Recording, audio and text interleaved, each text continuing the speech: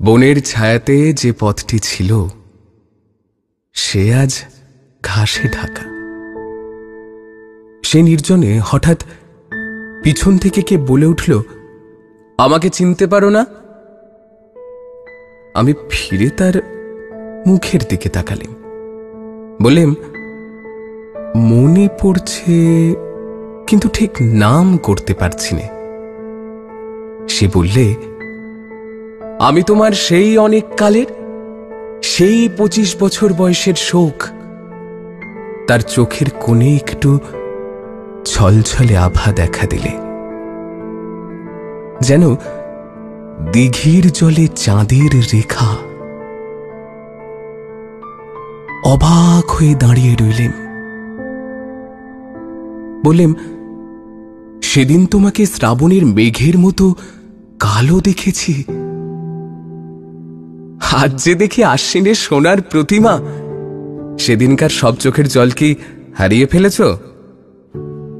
কোনো কথাটি না বলে সে একটু হাসলে। বুঝলেম সবটুকু রয়ে গেছে ওই হাসিতে।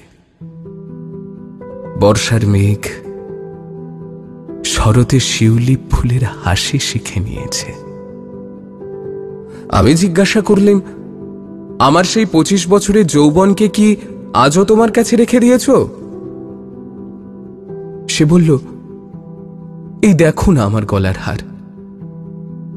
দেখলাম সেদিনকার বসন্তের মালার একটি পাপড়িও খসেনি। আমি বললাম, আমার আর তো সব জীর্ণ হয়ে গেল, কিন্তু তোমার গলায় আমার সেই 25 বছরের যৌবন আজও তো ম্লান হয়নি। আস্তে আস্তে সেই মালাটি নিয়ে সে আমার গলায় পরিয়ে দিলে। বললে, মনে আছে সেদিন বলেছিলে তুমি সান্ত্বনা চাও না, তুমি শোককেই চাও? লজ্জিত হয়ে বললেম, বলেছিলেম, কিন্তু তারপরে অনেক দিন হয়ে গেল। তারপরে কখন ভুলে গেলেম। সে বললে, যে অন্তর্যামীর বর তিনি তো ভুলেননি। আমি সেই অবধি ছায়াতলে গোপনে বসে আছি, আমাকে বরণ করে নাও।